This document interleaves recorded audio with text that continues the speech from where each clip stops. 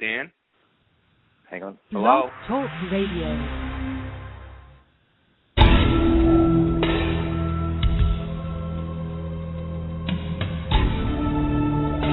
You are now listening to True Murder, the most shocking killers in true crime history, and the authors that have written about them. Gacy, Bundy, Dahmer, The Night Stalker, BTK. Every week, another fascinating author talking about the most shocking and infamous killers in true crime history.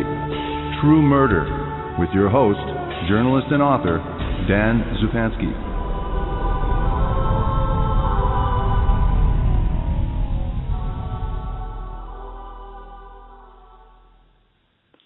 Good evening. This is your host, Dan Zupansky, for the program True Murder, the most shocking killers in true crime history, and the authors that have written about them. In 1980 in Toledo, Ohio, on one of the holiest days of the church calendar, the body of a nun was discovered in the sacristy of a hospital chapel. 71-year-old Sister Margaret Ann had been strangled and stabbed, her corpse arranged in a shameful and stomach-churning pose. But the police's most likely suspect was inexplicably released, and the investigation was quietly buried. Despite damning evidence, Father Gerald Robinson went free. 23 years later, the priest's name resurfaced in connection with a bizarre case of satanic ritual abuse. It prompted investigators to exhume the remains of the slain nun in search of the proof left behind that would indelibly mark Father Robinson as Sister Margaret Ann's killer, the sign of the devil. When Satan Wore a Cross is a shocking true story of official cover-ups, madness, murder, and lies, and of an unholy human monster who disguised himself in holy garb. The book we're featuring this evening is When Satan Wore a Cross by journalist and author Fred Rosen. Welcome back to the program, Fred Rosen, and thank you for agreeing to this interview. Well, thank you very much, Dan, for having me on once again. It's always a pleasure. Well, thank you. Now, this is, for our audience, too, I've put a little blurb on Facebook about this. This case, this story almost sounds unbelievable, and you almost can picture a movie with this kind of, it's almost a screenplay for a movie. I mean, it's just fantastic. Now, just tell us, this was a little bit later. This crime happened in the 80s, but you became involved in 2006. Describe, why did you decide to write about this particular case, and what was it about this case that interested you so much? Well, the reason I actually decided to write about the case was because I had interviewed Carl Denaro, and Carl was one of the survivors of the Son of Sam, and I'd interviewed him for another book, and we kept in touch, and he told me about this case. It was being featured, at that time it was Core TV, today it's True TV, and he told me about it, and quite frankly I didn't believe it because the idea of a priest killing a nun, I mean it sounded like science fiction or something. Right. And so what I did was I did my research, and I had written a book called The Historical Atlas of American Crime, which chronicled crime in America from 1587 to the present. And I soon realized that this was a first in American criminal history, that there was no instance in American criminal history where a priest was accused, let alone convicted, of killing a nun. And that got me interested in it. And shortly after that, I got very friendly with Dave Davidson, who was the first police officer on the scene. Right. And Sister Margaret Ann was killed and basically sacrificed his career and in some ways sacrificed part of his life in order to get the truth out. And that's what got me interested in the whole thing. Right. Now take us back to April 1980 and the crime itself. Maybe before we talk about the actual crime, maybe you can talk about the victim, the characters in this, and primarily Margaret Ann Paul and Gerald Robinson, Father Gerald Robinson. Take us back to the parish. Tell us where this is in, and we don't even know what city we're here. We're talking about Ohio, but tell us a little bit more. Set the stage for where this occurred, and describe the little the congregation that these people were involved with, and tell us a little bit about Margaret Ann Paul, and Father Gerald Robinson.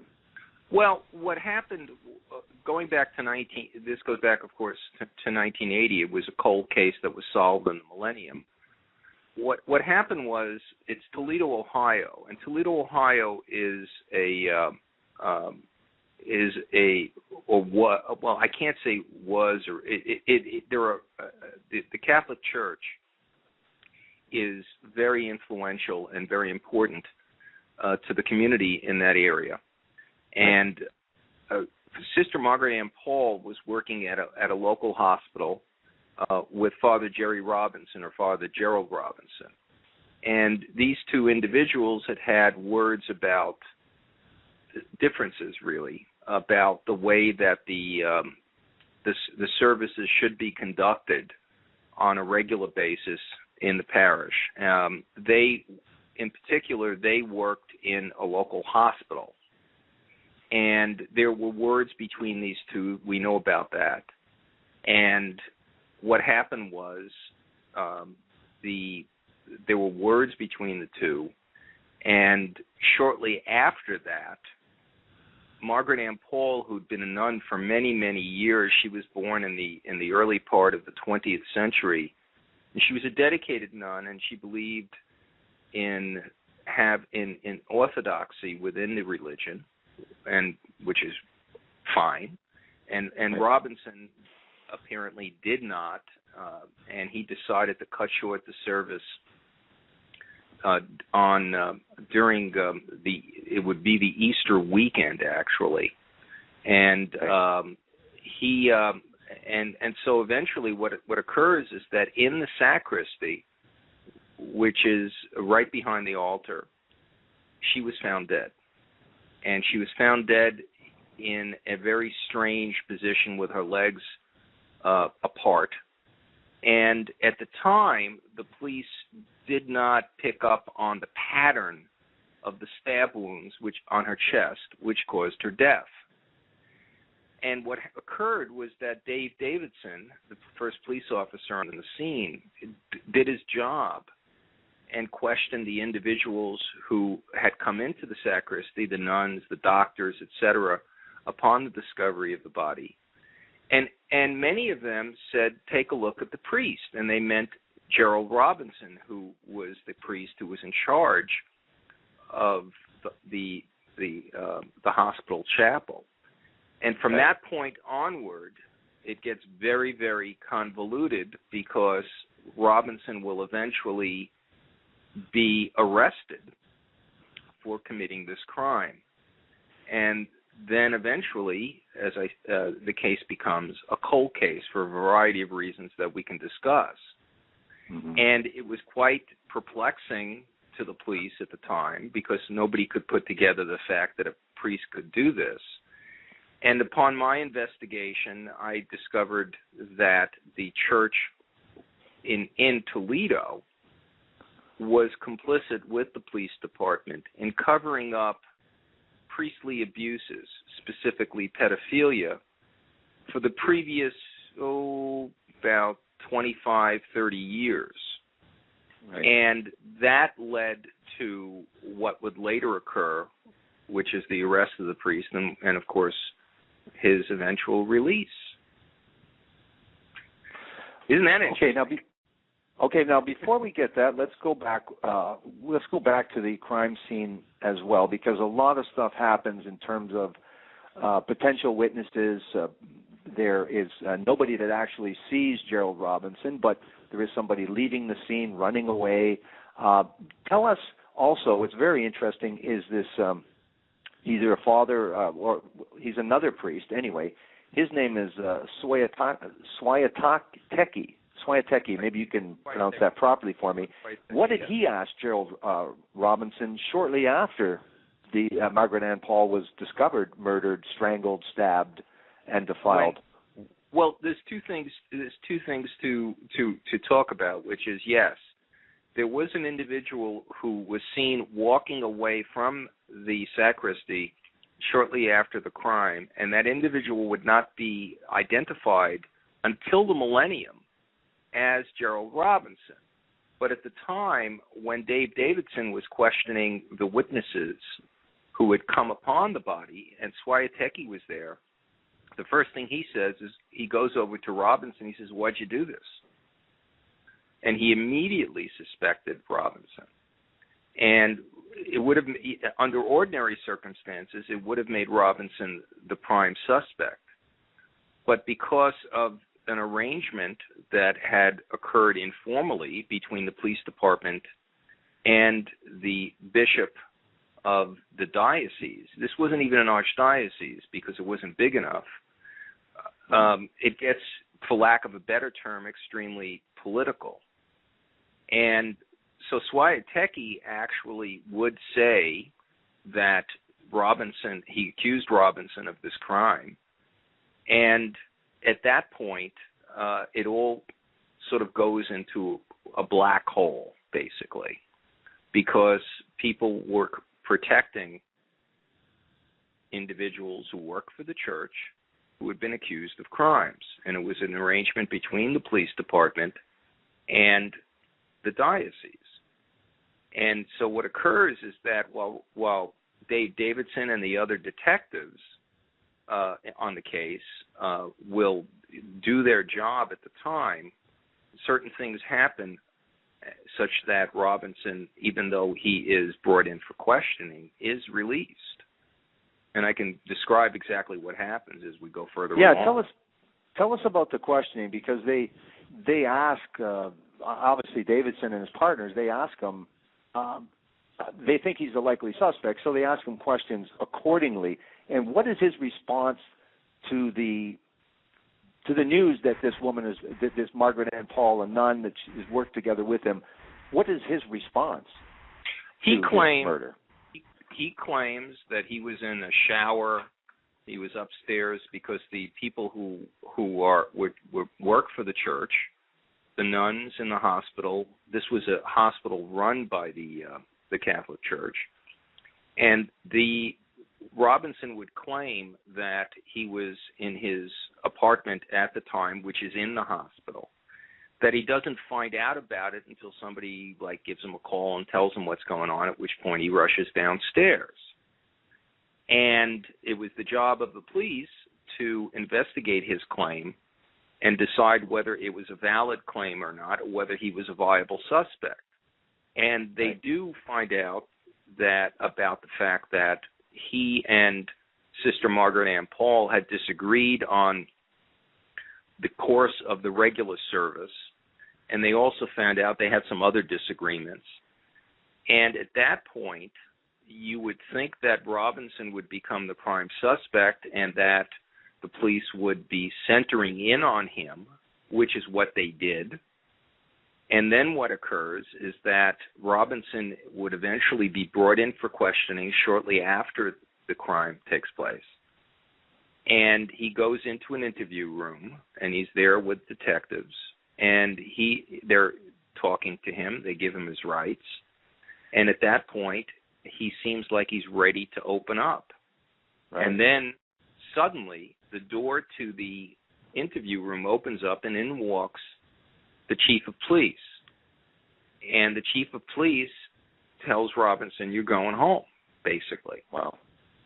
And the chief of police was a Roman Catholic, and the detectives were very, very beside themselves, for lack of any other way of describing it. They'd never seen anything like this. I personally never heard of anything like this, where Monsignor could walk into an interrogation with the chief of police and walk the prime suspect out, and at that point, Robinson literally disappears into the parish until the millennium.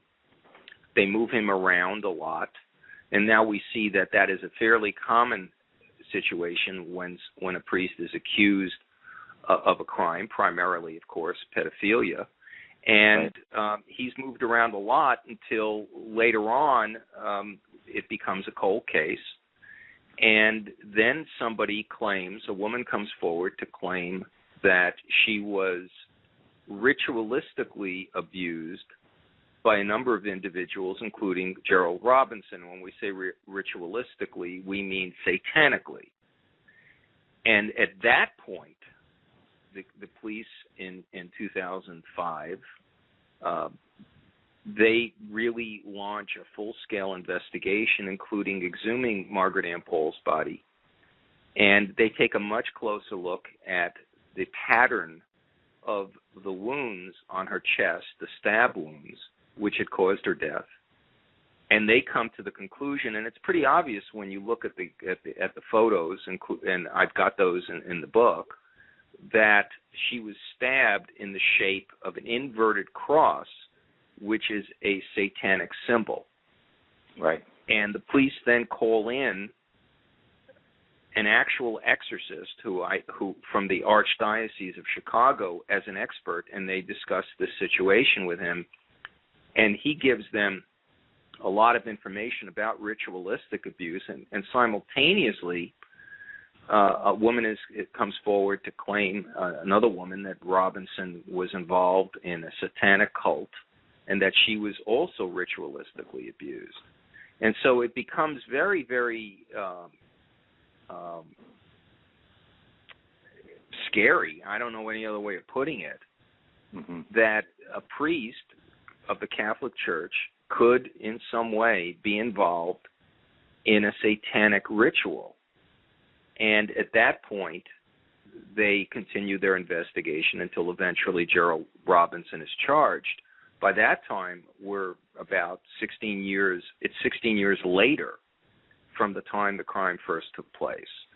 Right. And, of course, it gets a lot of headlines in the United States. I don't know how it was in other venues in other countries. Right. And it goes forward from there. Now, tell us who the primary, I guess, characters are in keeping this. We talked about Dave Davison, the detective, the guy that really stuck with the story. But there are other people that come to the surface. An organization called SNAP. So tell us about this. Again, this other important character, this woman that's important to this, in having this Gerald Robinson finally, at some point, even though it's many years later, be taken to task and in front of the judiciary. So tell us who this woman is, and tell us a little bit about her and how she was involved. She is an advocate for individuals. This individual, Claudia, was someone who had been abused by a priest. And Claudia was part of this group that had gotten together, and it's a national group, to do something about priestly abuse, which, of course, had become front-page headlines and still is. And she felt that the police were in cahoots with the Catholic Church in not charging Gerald Robinson with this murder. And so she essentially petitioned, protested, that they should get off their keisters and go after him. And she's one of the individuals who helps to get him at least brought in to be questioned one more time. And at the same time, because of what Claudia does, and again because of Davidson, who is, again, the first cop on the scene, the police then go back and take a look at what evidence they had originally. And lo and behold, they find that when they had searched Robinson's quarters back in 1980, they find that he has a very well-thumbed publication from the Catholic Church about ritualistic abuse and Satanism. And at that time, they didn't release any of that information.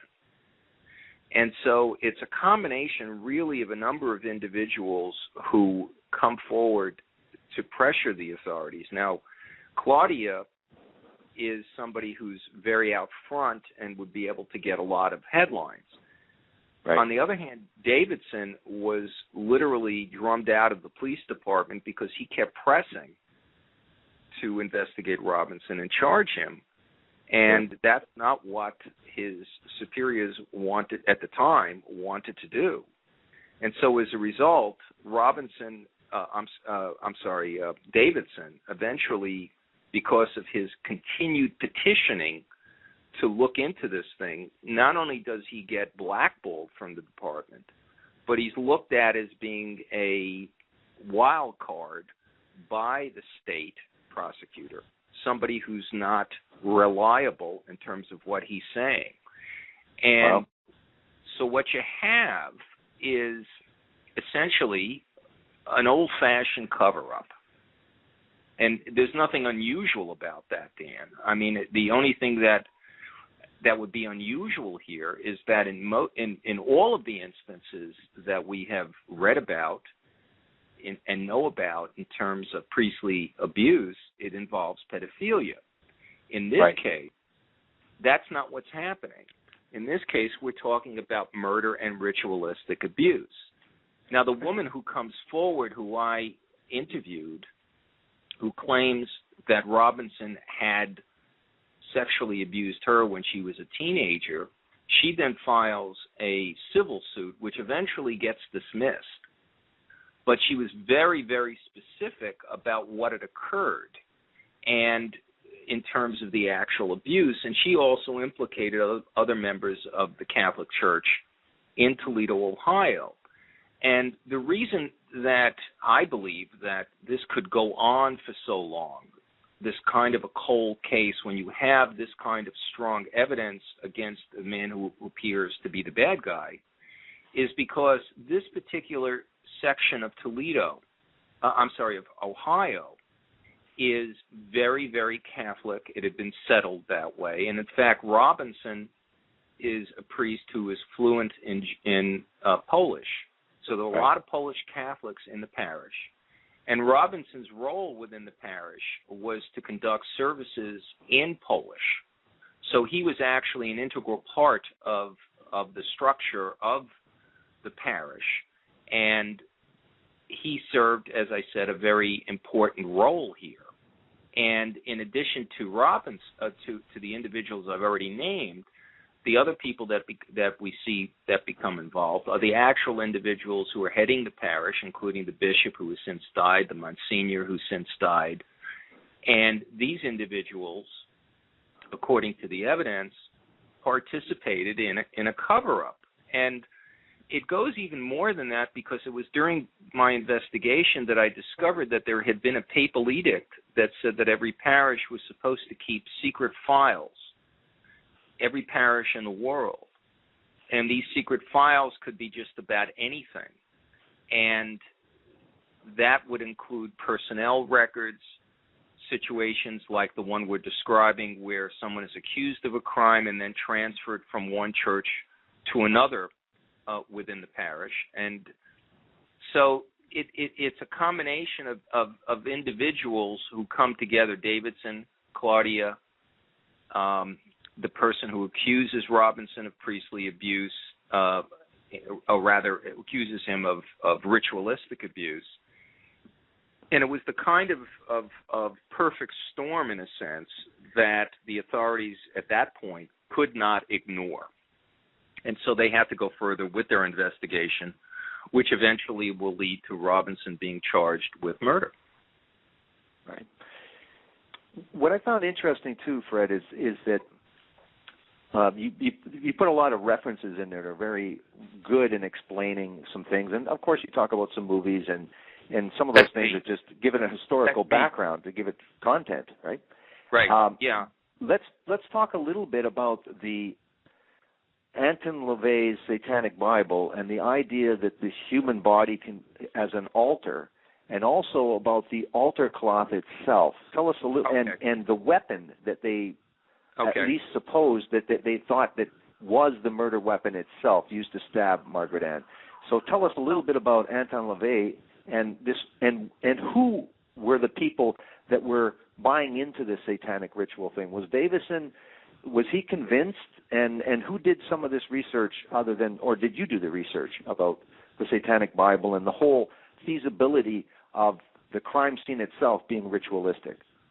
Well, I did, in the present, I did the research, but simultaneously the police department was doing that as well. And I should explain that, again, when I say the present, I'm talking about, we're still going back 7 years, but what LaVey had written the Satanic Bible, and part of this involves symbols, and the symbol of the inverted cross being a symbol of the devil. Okay. And what occurs here is that when she is found, there is an altar cloth over her, and whoever does this crime had put the altar cloth over her and stabbed her in the pattern of the inverted cross. Now, the important point here is to understand that none of the police at the time picked up on this. This doesn't get picked up on until relatively the present. Right. And so I went back and I started researching satanic rituals, Catholic rituals, to understand what was going on. And the police posit that the murder weapon is a letter opener, which Robinson had on his desk. And if you take a look at the pictures in the book, you will see that the pattern of the stab wounds on Margaret Ann Paul's chest, which again caused her death, were in the shape of an inverted cross. I mean, there's no way around that. And nobody, not Davidson, not Claudia, nobody except perhaps for the person who comes forward to claim that Robinson had done some ritualistic abuse on her previously, nobody really understands it, and therefore there's nothing to really believe, Dan, because at that point they don't have the evidence. But in the present, what occurs is that when they disinter the body and they examine it, they're able to determine the pattern of the wounds.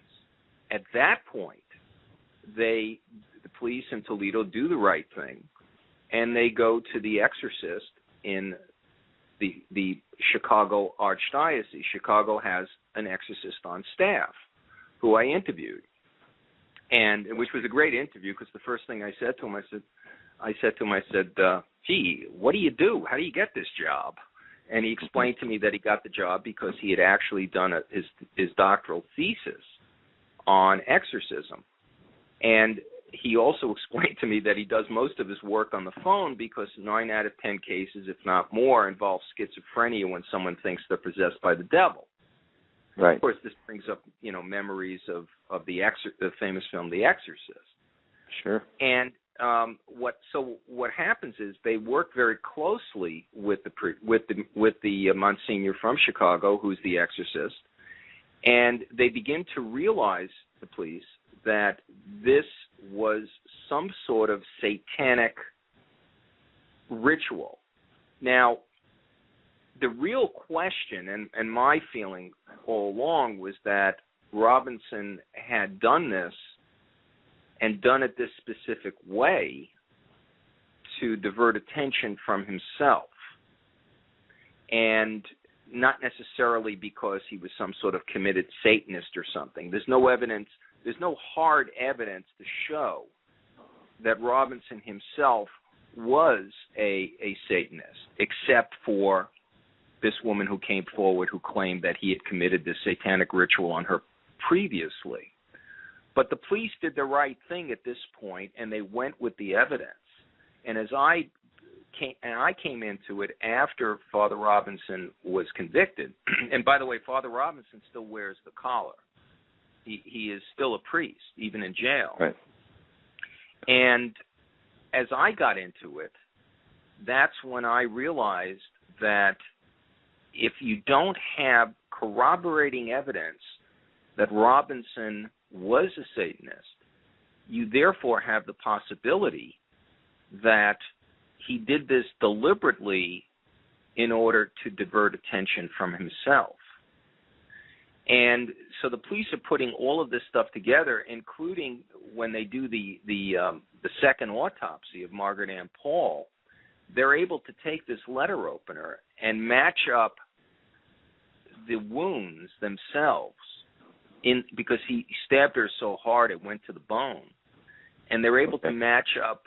They took the tip of the letter opener and they were able to put it into the bone that had been damaged when he committed this crime, and it was an exact match. At the same time, they took the letter opener and they discovered what they think was blood underneath part of it, the handle. But they weren't able to make a positive ID. So therefore, the fact that the letter opener is the murder weapon was something that was posited on the basis of circumstantial evidence, and the jury believed that, in addition to the weight of the other evidence. Oh, and there's one more thing. I feel like Columbo. One more thing, which is that in the present, as they conduct their investigation, what they find, and this is the thing that cinched it certainly for me and certainly, I believe, for the conviction of Father Robinson, was that back in '80, somebody was seen leaving the chapel shortly after the murder was committed. But there was no identification of that individual except in the present. They tracked down a fellow who was an intern at the time, or a resident, I don't recall, and this doctor positively ID'd Gerald Robinson and said he was the dude that I saw skulking around and leaving the chapel as I was going into it to treat her. Now, she was already dead, but they didn't know that, of course. He didn't know that, of course, at the time. He's going in the chapel because he gets a call that, there's somebody down and needs help, etc. And this individual, this doctor, sees Robinson and IDs him in the present as coming from that direction, which completely contradicts what Robinson had said. Robinson claiming that he was always in his apartment at the time, and the only time that he's back in the sacristy is when he's notified what occurs. That's when he comes down, and that's when Swiatek accuses him of being the bad guy. And I might add that Dave Davidson, even though he's not a detective, he's a good beat cop. And so Davidson continues to interview witnesses in the hospital despite the fact he's not supposed to do this. He's supposed to leave it to the detectives. And all of the individuals he talks to implicate Robinson and say Robinson had problems with Sister Margaret Ann Paul. So there was never any other suspect in this case except for Father Gerald Robinson. You know what's interesting, too, and we haven't spoken about it, but you put it at the very beginning of your book, and you describe it quite well and graphically. Who presided over the funeral mass for Margaret Ann Paul, ironically? Gerald Robinson, the killer. Incredible. The killer. And in fact, during that mass, it's a full mass, of course. One of the things that I had to do when I was I took a full month when I was working on the book, because I'm Jewish and I'm from Brooklyn, so I didn't even know what the sacristy was, so I had a learning curve. So a good friend of mine at the time worked for the Idiot's Guides, and he sent me the Idiot's Guide to Catholicism. Oh yeah. And I devoured this. It was a very good book, and I read up on Catholicism, and of course I read up on Protestantism, to understand the differences, all that stuff. Sure. And it was quite a learning experience. It really, because the fact that he kills her in the sacristy on Holy Saturday with the host present. I mean, I can't think of anything more, and in the way he does it, I can't think of anything more sacrilegious than that. But in some ways, you have to take out your emotions and look at this as a murder case. once you look at it as a murder case, it begins to come together. But when you let your emotions carry you away, especially when you're religious, and of course there's nothing I'm saying here of detriment to Catholics. It's not. Right. It's not like that at all. I mean, the average individual in the parish didn't know anything about this. Yeah. But the upper echelon did. They knew a lot about it, and they kept secret records on this. And some of those the police were able to eventually confiscate in the present through a subpoena. Did I answer the question? Yeah. Yes. And one thing I wanted to tell you about her funeral was that Jerry Robinson presides over it, and suddenly in the middle of the funeral, the doors blow open. A big wind blows open the doors, and all the and it was, from what I've read, it was quite dramatic. It was like, God was present, saying something, whatever. And I do believe that, by the way. I think that the Lord does work in strange ways. But again, because of the fact that, and I'm going to use a term, the Catholic Church was mobbed up with the Toledo Police Department at that time. We know that. This was something that was later exposed by the Toledo Blade, which is still a fine newspaper in the city, even though it's been beleaguered and besieged by cutbacks, just like every newspaper. And but again, all of these clues, and they're really clues, are left unanswered and undiscovered because of the fact that the Monsignor walks Robinson right out of the interrogation and it literally into the millennium. In fact, by the time Robinson is charged, he's not even in charge of any parish. He doesn't have any, of any church. He doesn't have any real official duties. He's not even listed on the official roster of church employees within the parish. He's just getting whatever his salary is, or to just hang around, basically. And so, and that continues until 2006 or 2005, I guess, when they finally charge him. Now, what is the church's response? You talked about him still wearing his habit.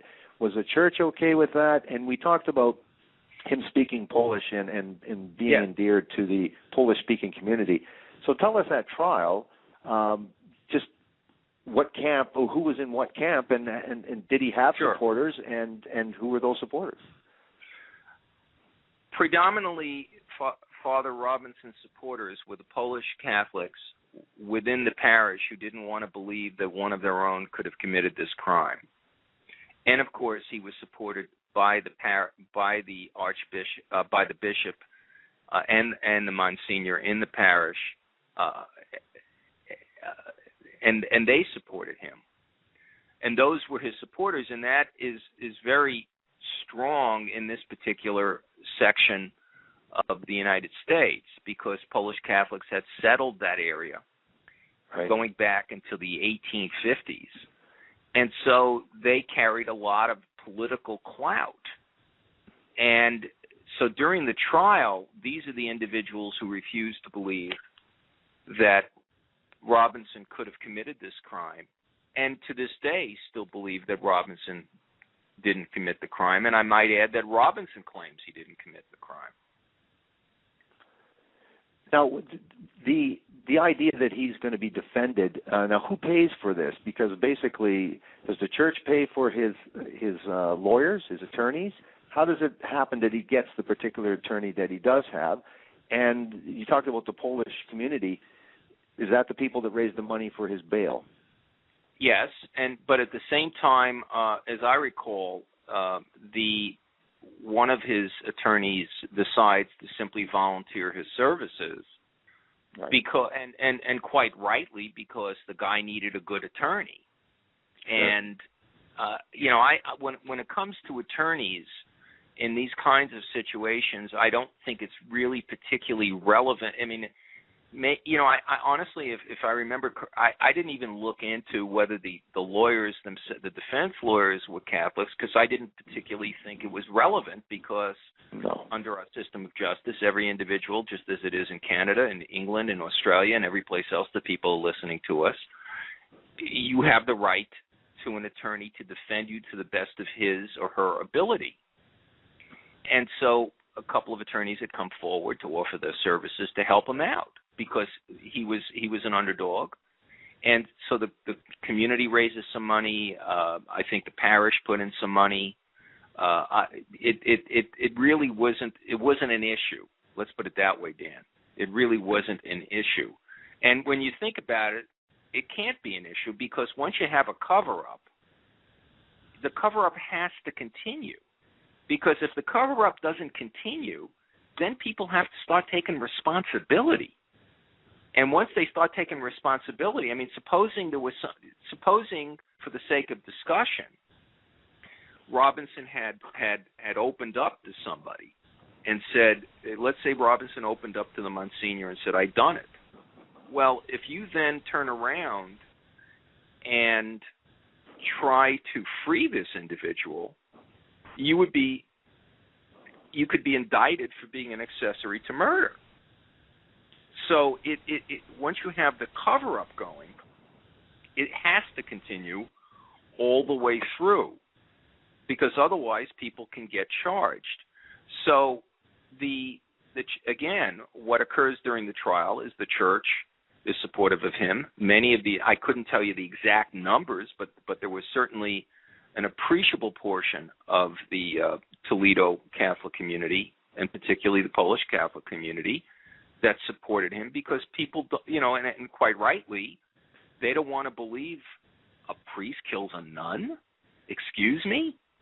I mean, it's when I grew up, I was taught that regardless of who the person was, they were a person of the cloth.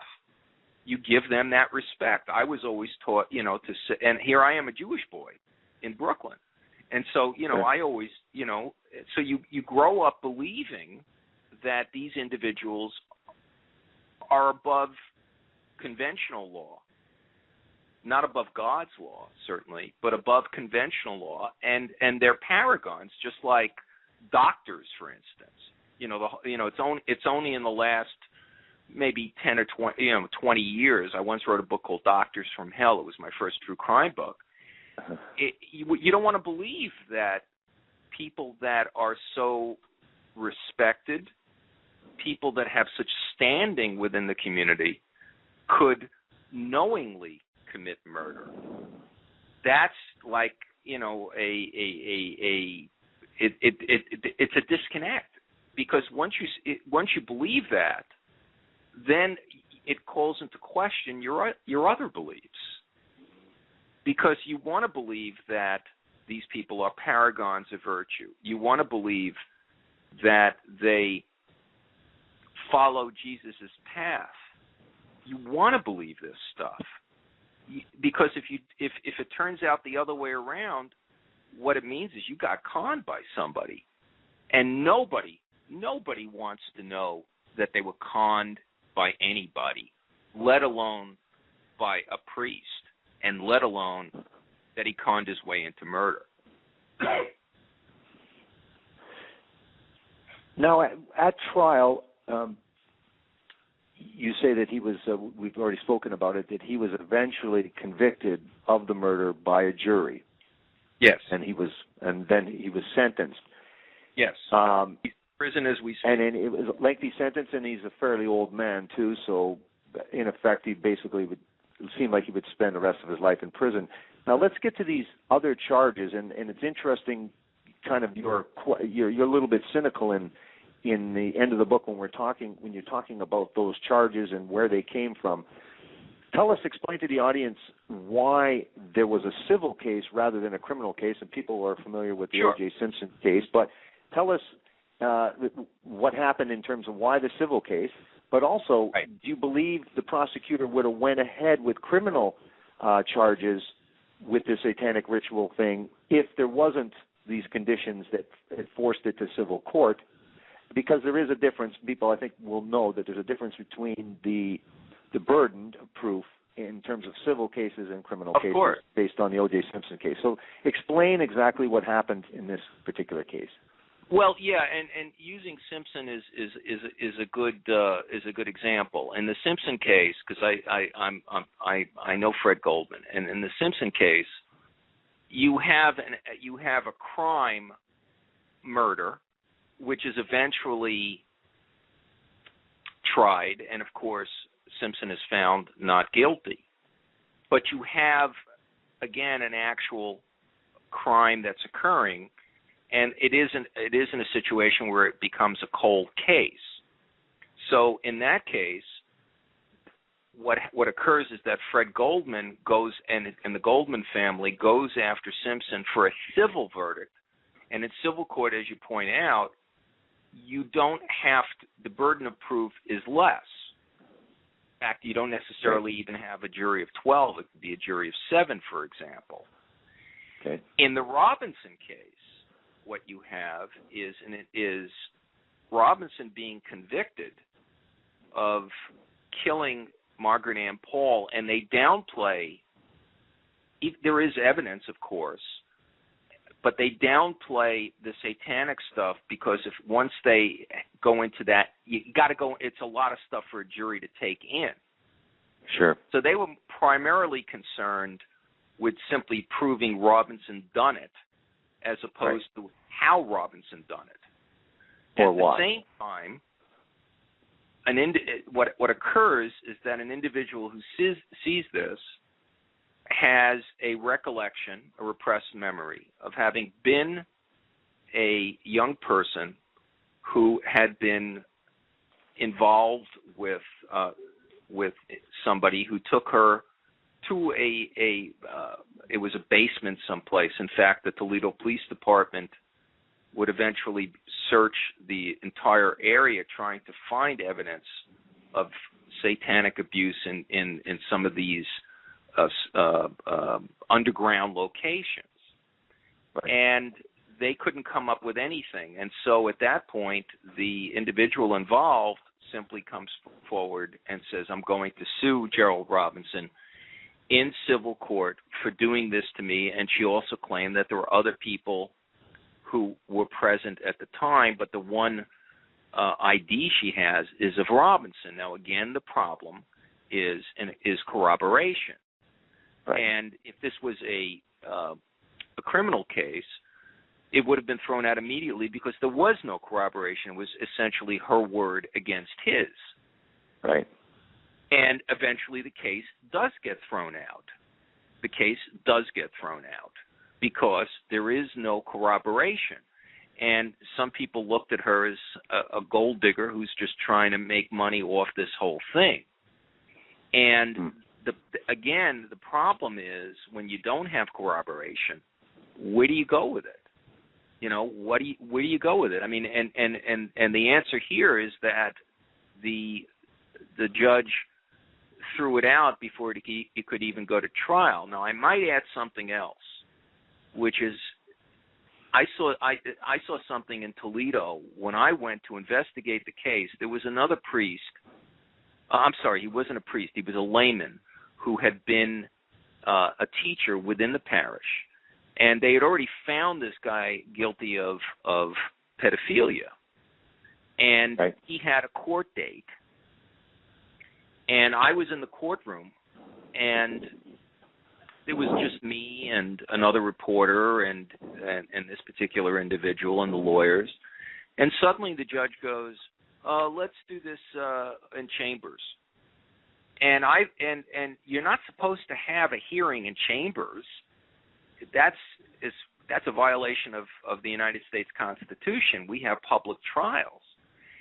And I saw this dude go into chambers with the judge, and they made some sort of a deal to let this dude go, and the guy snuck out the back way. And I would ask, I mean, Dan, it was like I thought I was in the Twilight Zone. I couldn't believe I was in the United States of America.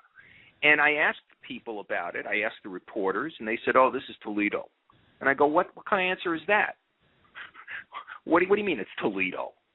You know, we're in the United States of America. That's why I always say that, you know, people will always talk about things that happen in the southern states. You know what I mean? And the South gets this bad reputation for repressing this, that, and the other thing. Well, open your eyes. This stuff goes on all over the place. And in this particular case, you had a criminal proceeding that goes into chambers, which it shouldn't have happened. And I have to believe that the only reason that occurred is because the church was involved. And this is the present. This is the present. And I just looked at this, and, you know, one of the problems is that when you're a journalist, as you know, my job is not, you know, Anderson Cooper can get on CNN as much as he wants and advocate, but that's not what a journalist does. What a journalist does is investigate for the best obtainable version of the truth and present that to your reader or your viewer. And the reporters in Toledo were literally stymied by the court system in this particular case, let alone, of course, the parish, which didn't want to say anything about it. And, of course, the parish had little or nothing to say regarding Robinson's case. Now, again, that's it goes back to what we discussed before, which is, what are they supposed to say? We covered it up. You know, what are they supposed to say? I think that if the individuals who did cover it up within the church there were not within the church, they would have been charged. They would have been charged with covering up a murder, for God's sakes, which is probably a pretty good metaphor. And it was a very peculiar situation, and I might add one other thing, which is I've investigated murder cases throughout the United States. I've in one instance in a book called Lobster Boy, I actually solved the case, which led to the conviction of the killer who threatened me. I was never as worried for my own safety as I was in Toledo. I'm not paranoid. I'm really not paranoid. I can't be. I'm a New York Met fan, and and I really was concerned that people were paying too much attention to what I was doing, and I was extremely careful about where I went. Now, granted, much of Toledo is a high crime area, but that doesn't faze me. Because that's again what reporters do. We go wherever we have to go to report on the story. But in Toledo, I had the feeling that people were watching me, and I couldn't be clear on who it might have been, whether it was the police or individuals from the parish or whatever. But I was very, very, very careful about where I went and what I did. Because of course, I'm there by myself. I'm the Lone Ranger, and Tonto is off getting help. So I had to be very, very careful, I felt, about what I was doing and the individuals I was talking to. And even Davidson, I confronted the prosecutor who got the conviction, got Robinson's conviction. And this guy, I said to him, why don't you call Dave Davidson as a witness? He was the first cop on the scene. He did all of the basic investigative work. He said, well, he's not a reliable witness. I said, he's not a reliable witness? He said, no. And I had my notebook, and from out of my notebook, I unfolded a piece of paper, and I said, there's Davidson at the top of your list. How come you got him at the top of your witness list? And, of course, the guy couldn't answer. So even at the time that they're prosecuting, they're trying to cover up the fact that they didn't do their job initially. And whichever way you come out on it, whether you think Robinson's guilty or not, there's no way in the world you can say that the police did their job initially because, well, they were stymied. They were stopped. And nobody came forward for 15 years to get justice for this individual who was by all accounts a very loving, good person, devoted to Christ, and certainly didn't deserve, what occurred to her. And I might add that the all of the nuns in the hospital, they're all nurses. They're all trained in one of the orders as nurses. So this would, so these people had other duties, obviously, in addition to being to their duties to the church. And so it was quite an eye opener. It was quite an eye opener. And as you point out in the book, I'm an adjunct associate professor of film at the New York Institute of Technology. So when film is relevant in something, as I felt it was here, I pointed out, and the fact is that many of us have our conception of what a priest is formed by what we see in the media. And for many, many, many years, that the ideal of the priest was Bing Crosby in a film by Leo McCarey called Going My Way. And people thought this, including me, this is what a priest is. Granted, I don't expect them to be singing the high notes like Bing, but, you don't expect that a priest expect. I mean, it doesn't even enter your consciousness that something like this could happen. Well, let me ask you this question, because I don't think I got it from the book itself, and I think that the audience that's listening to would ask this question. In your research, in your estimation, based on Davison, based on the witnesses that did come forward to talk about satanic rituals, and maybe you can describe some of the allegations that this woman made, but more importantly, without the satanic ritualistic allegations against, and it included Gerald Robinson, he would not have been indicted for murder. The case would have not come back. So I ask, combined with the idea that the holiest day of the year in the sacristy itself, and the defilement, the upside-down cross, the altar cloth, the mark on the forehead, the defiling humiliation, do you believe that there was a satanic group operating in Toledo, in the priesthood, abusing people? Well, let me just say one thing, that you point out also the fact that there was a smudge of blood in the middle of her forehead. And again, that is a perversion of Catholic ritual. Right. And do I believe that there was satanic abuse within the parish? I'm going to go with no. No, I don't believe that, quite frankly. Okay. And the reason I don't believe it, well, primarily because the police did do their job in trying to find, when this other individual came forward in the present and claimed that she had been, the kind of abuse she's talking about is the kind of thing where they would rape her, they would draw satanic symbols on her body. The problem is no corroborating evidence. And usually in these kinds of situations, just like in situations where you have pedophilia, it's more than one individual. One individual comes forward, says something, and then other individuals who have either been repressing the memories or are too ashamed to come forward do come forward. That doesn't really occur here. And so I go on more on the basis of the evidence. I also feel that Robinson did not appear, to me anyway, to be that heavily to be involved within a cult. And there is, again, in the years afterwards, and the police investigate him, and I did as well, about what occurred afterwards, because now we're talking about 15 years, Dan. There is no evidence of Robinson or any other individual involved with the parish committing satanic abuse.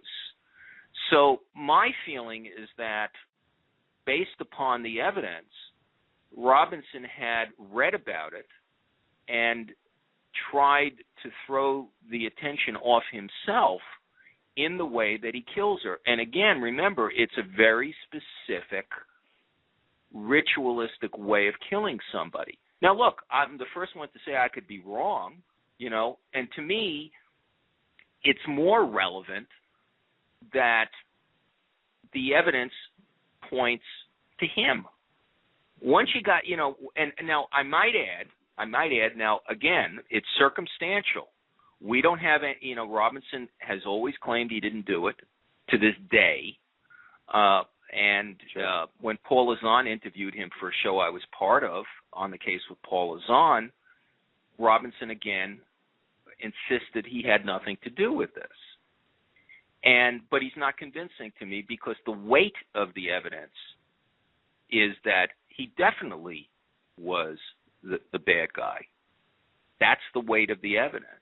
And so I feel that what you have to do if you're a prosecutor is you go with the weight of that evidence. And again, that's why they downplayed the satanic stuff at trial, because they didn't have, except for the way that the crime occurs, there is no other corroborating evidence. And so, and I think it was probably a pretty smart move on their part.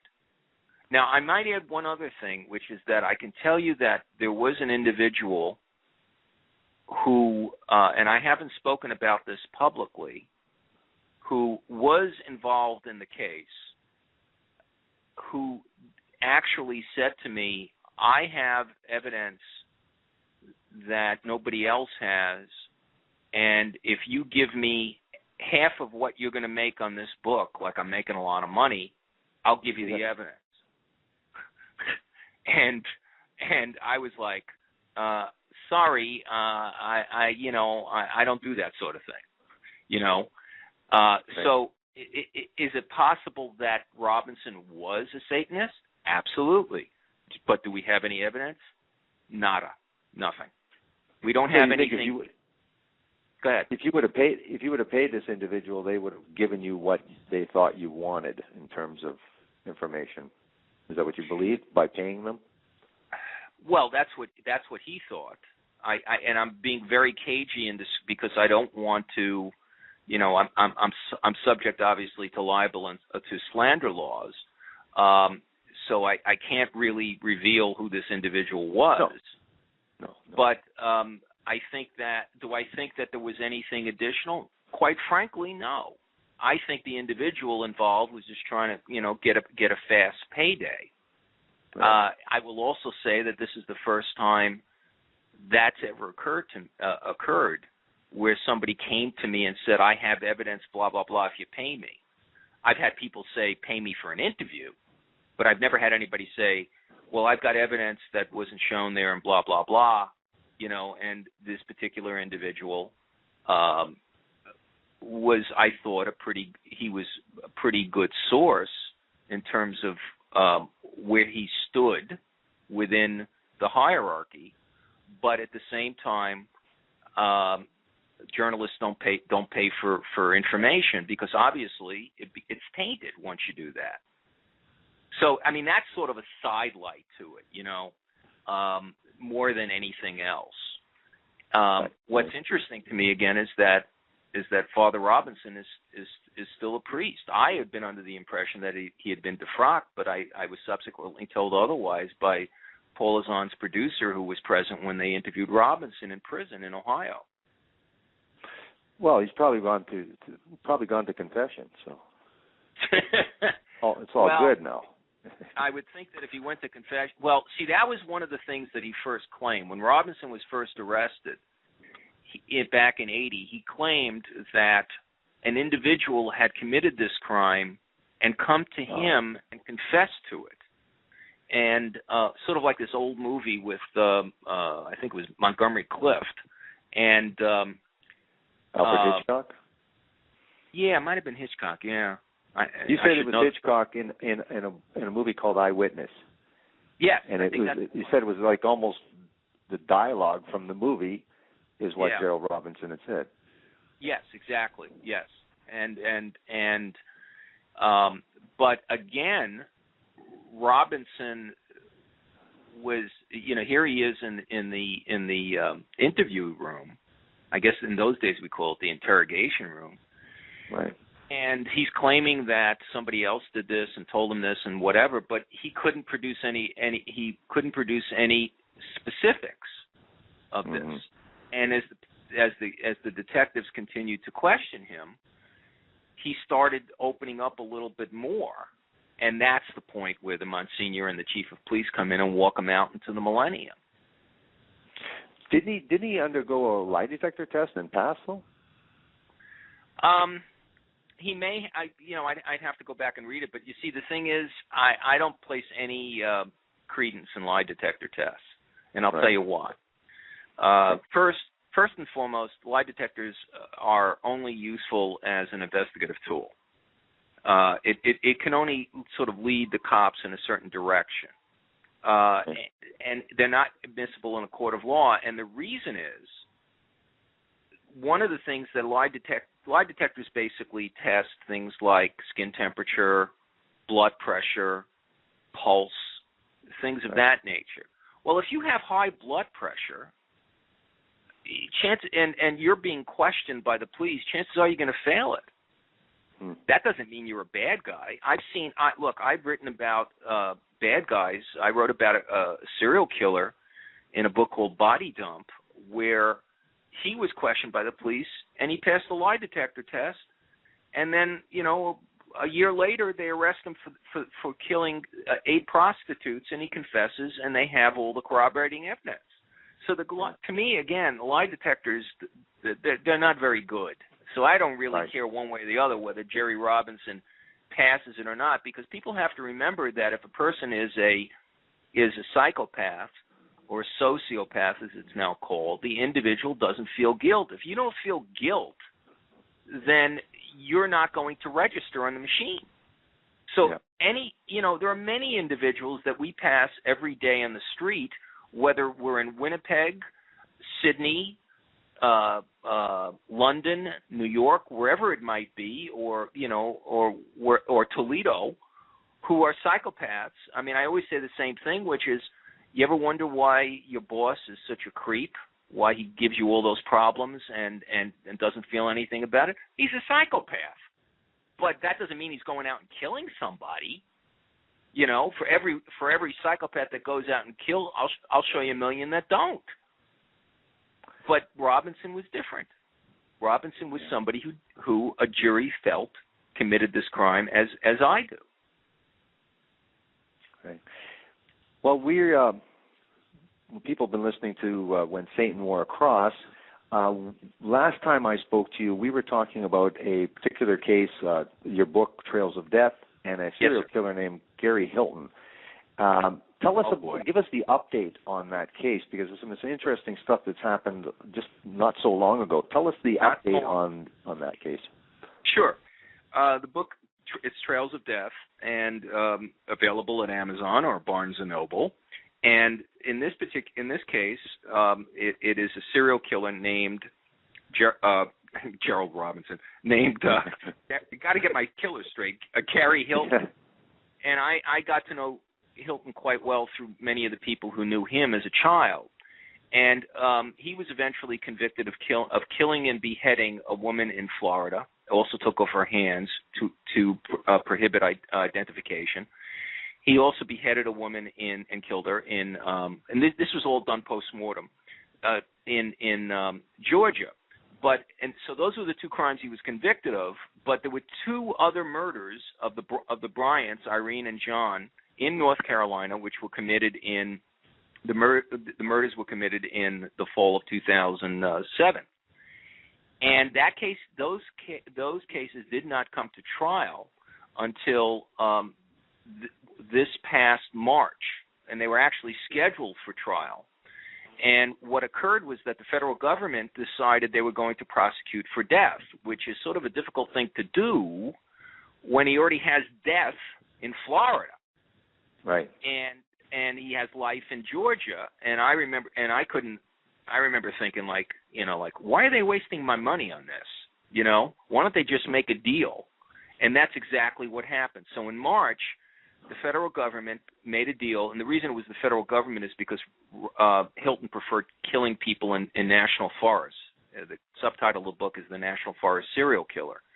And so they made a deal with Hilton that he would confess to these 2 murders in return for getting life in prison, which they gave him. And, in fact, nobody even knows at this point which prison system he's in, because now you've got the feds involved, you got Georgia, and you got Florida. And he's under a death sentence in Florida, and he will eventually go to the electric chair there. He's 66, I think, and so it usually takes about 10 or 11 years to wind its way through the system, and eventually, I believe he will be executed because he's in very good health. He was a runner, and but the federal government made a decision in this case, and I think it was the right one, to make a deal and not go for death. Right. Well, death is hard to get, and with the appeal process, I mean, it just torments the victims and the victims' families for this, victims' families for another how many years? Because it takes that many years to wind through. They give him, he's entitled to those appeals, but it's much easier to take that deal and deal with them. Right. Well, not only that, the federal government doesn't execute. There are very few individuals who've been executed in the last 25 years by the feds, and even before that. And those, we're talking, in order for the feds to execute you, it's got to be particularly heinous, like Timothy McVeigh, that sort of thing. Otherwise, they just don't do it. I mean, so it's a waste of public money. To go forward. It would only be a political situation. A prosecutor trying to score points. And so I think they made the right decision in that case to make the deal with Hilton. Yeah, because we are talking about there are differences. Like in Canada, we have no actual life sentence. There is no such device. And we don't have consecutive sentencing. So a multiple murder still, Robert Pickton has 49 murders. He still has a parole date. So it's just much different. I think. Date? Yeah. Really? Yes. The pig farmer? Well, he'll have a parole hearing in 20 years or whatever it is. The killer I was involved with will have a parole hearing as well. But Pickton, 49. 33. Only 33 convictions.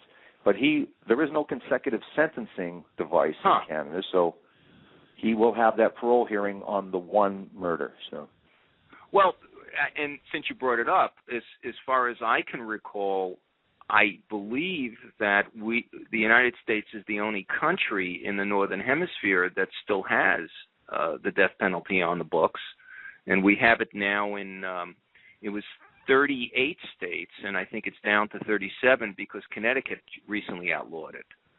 And Illinois. Yes. Well, Illinois is yes, absolutely, because of Governor George Ryan.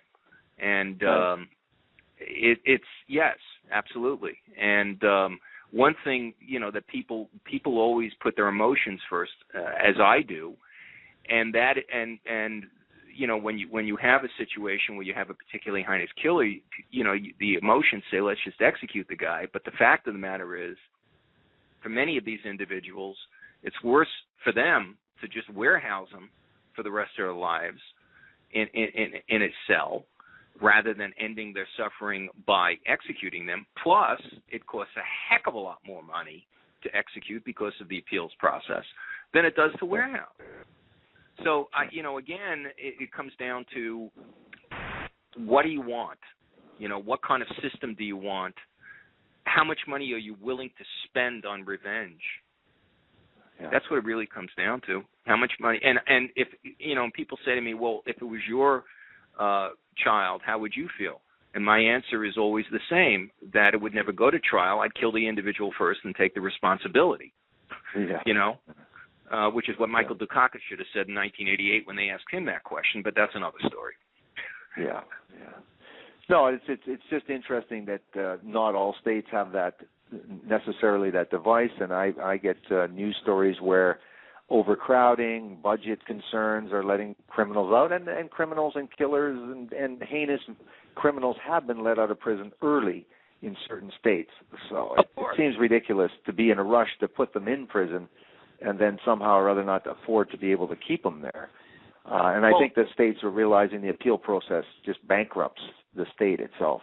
You know, it's to no avail, really.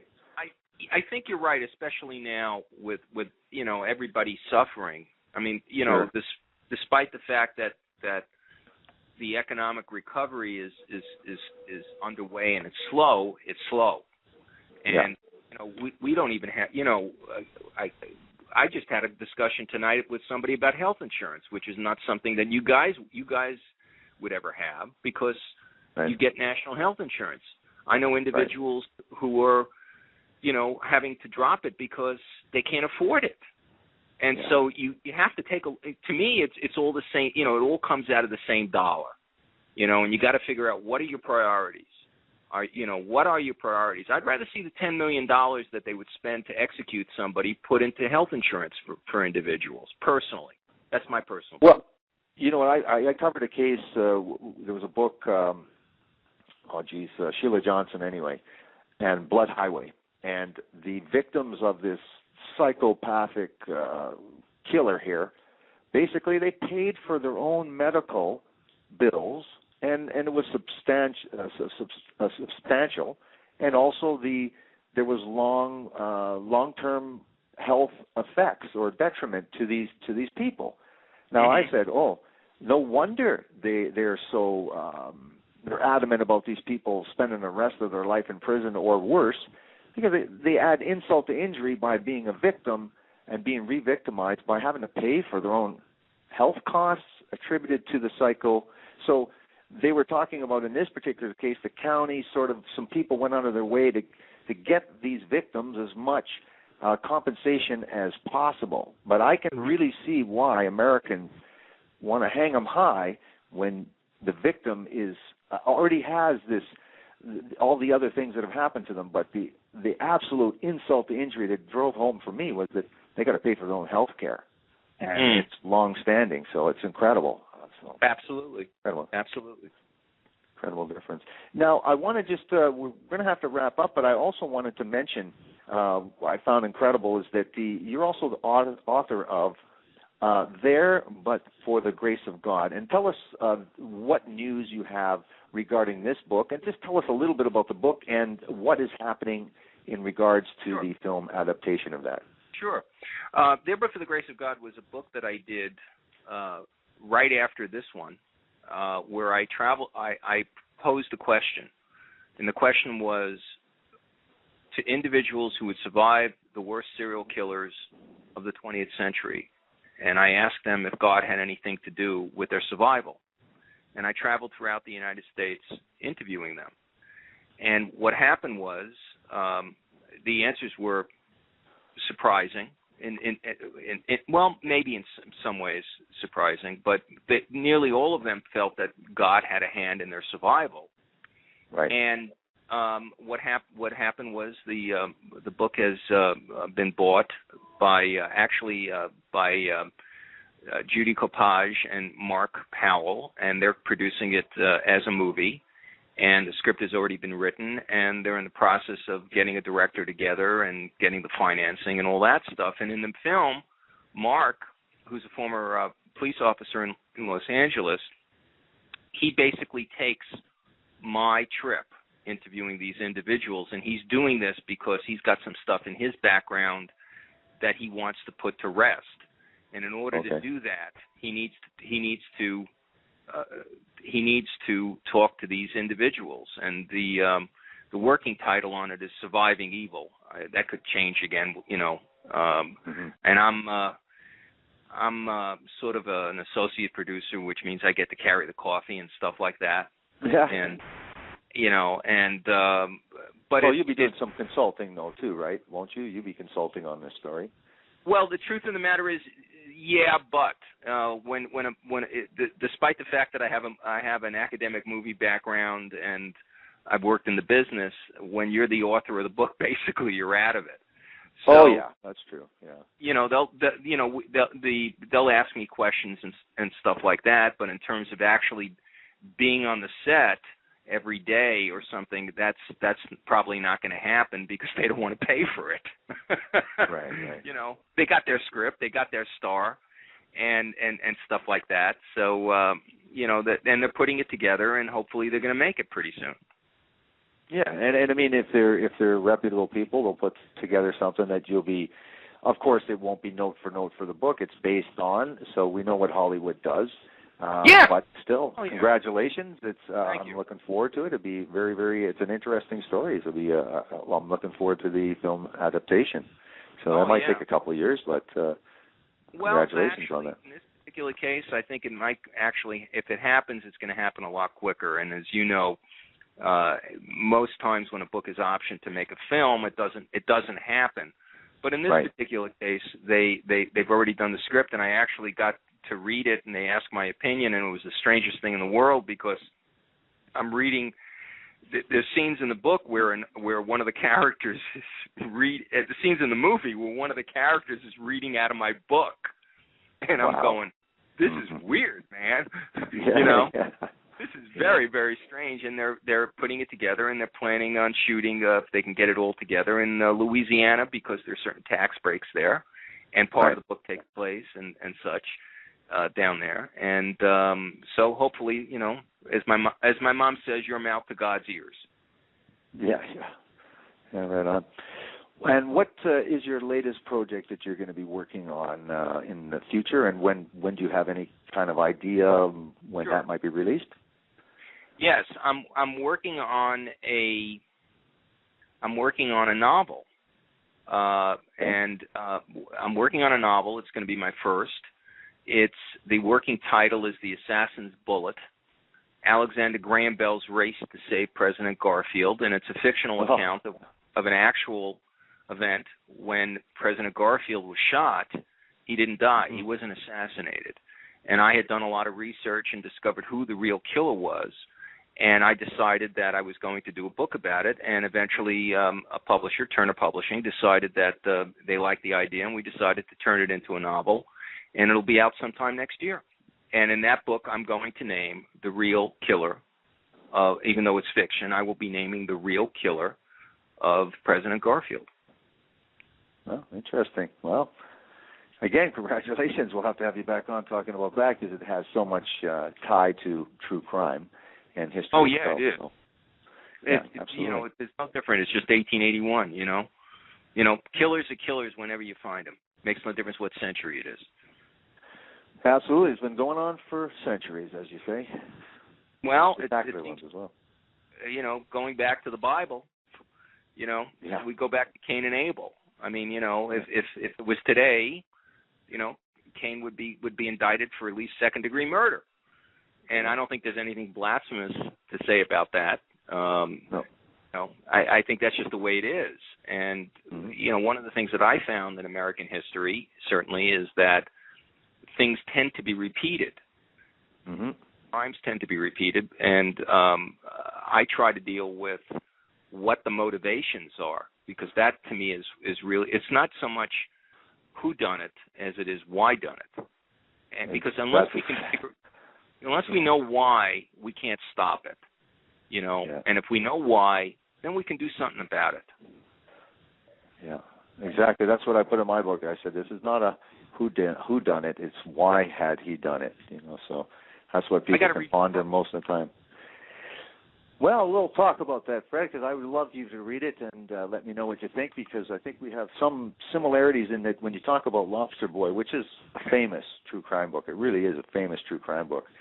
And it is unusual for a journalist to be involved in the prosecution of any subject for a book or any criminal. So that is very unusual, and I think that's what we have in common. I think you might find that interesting, too. Well, and I'll also say that I just got the rights back to the book, and I'm looking for a publisher if anybody's listening. Right. Call Dan. Dan, you got 50%. I'll keep my ears open. I won't turn you on to my publisher anyway, so that's for sure.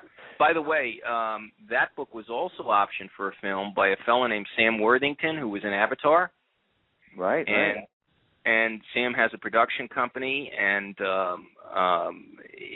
if they do make it, Sam gets the choice, because he's the boss, of what roles to play. And since there's only one role in the book that he could play, he can't be Lobster Boy.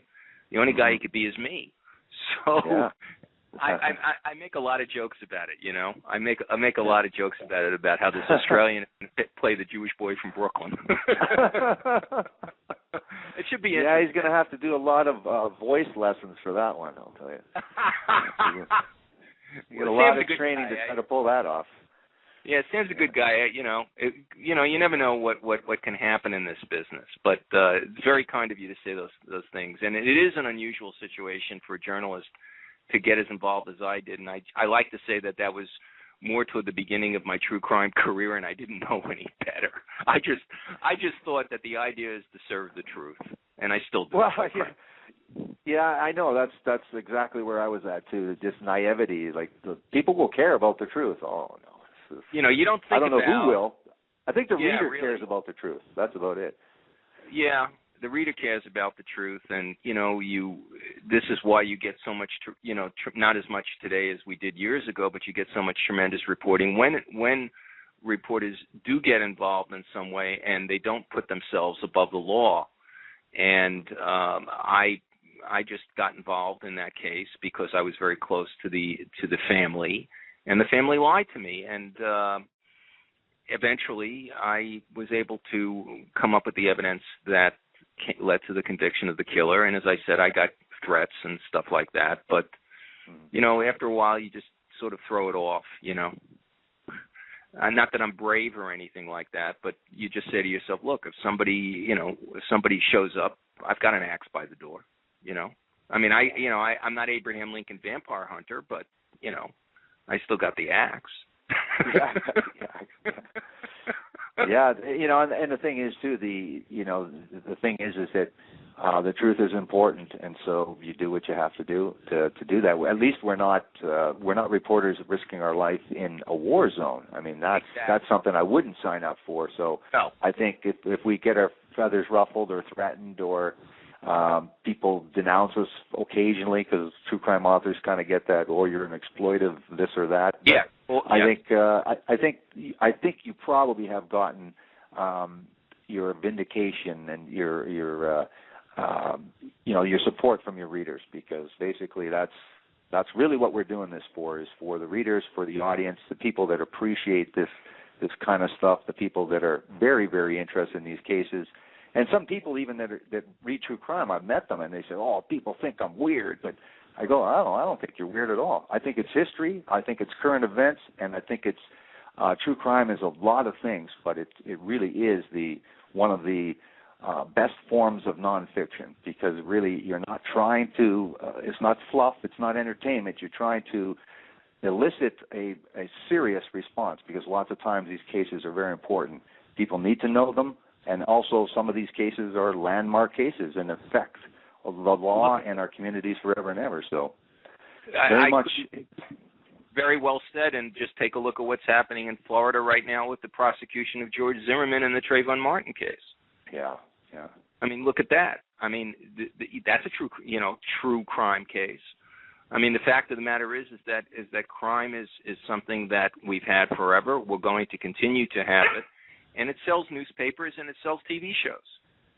Yeah, and it's important to the communities. I mean, in the city that I'm in, we are the reigning murder capital year after year after year. And really? Some people don't want to. Yeah, some people don't want to know about it. And we certainly don't have the murder rates that American cities have. We maybe have a fifth or a tenth of some of the major cities, but it's not like it's decreasing. And and some of the crimes, as you know. Some people might say, well, there's not that much, there isn't any more murder. Well, there are some bizarre murders. When, the very first program I did, a woman is carving out a baby out of a womb, and then you realize, well, there's been 5 or 6 of those cases in the last few years. Yeah. And you're going, really? Wow. So there's a lot of information. Sorry? You got to say, though, Dan, that the fact of the matter is that, I mean, I saw Bowling for Columbine. It's yeah. We're a much more violent culture because it's much more embedded here.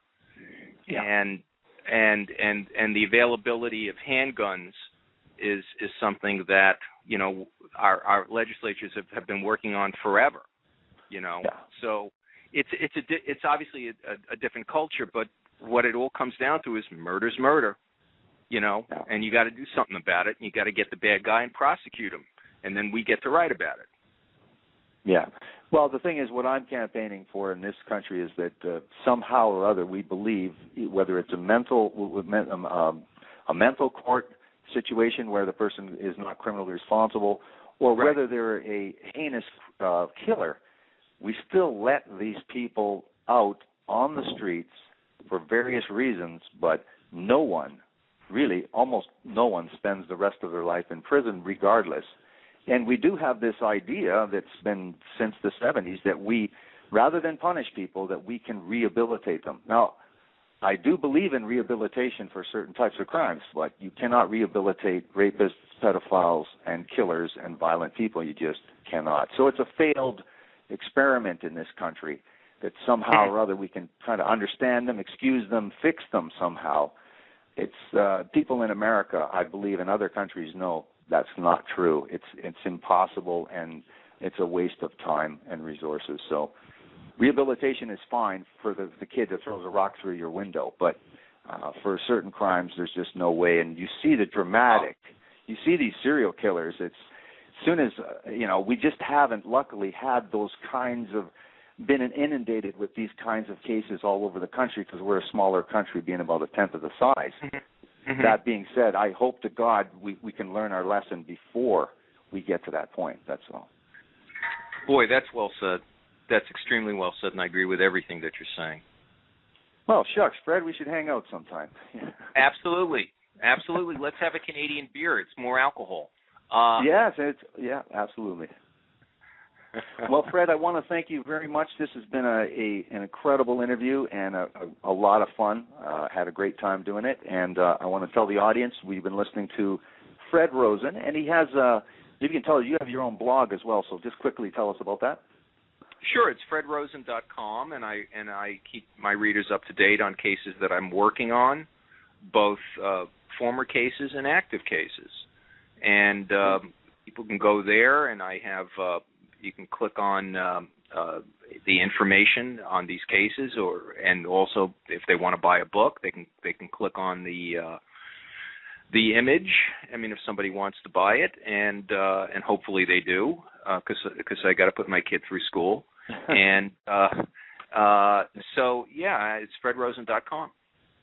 And right of course, if somebody wants to contact me through Facebook, I'm on Facebook. I've got a pretty public presence, and I love to hear from people because, as you well know, this is who we do this for. And without the people who are listening, I'm not in business. You're not in business. We rely on you, and I also rely on the readers to tell me what they think, not just about the book, but as we've had this discussion about crime, about these social problems, what they, this is how you learn.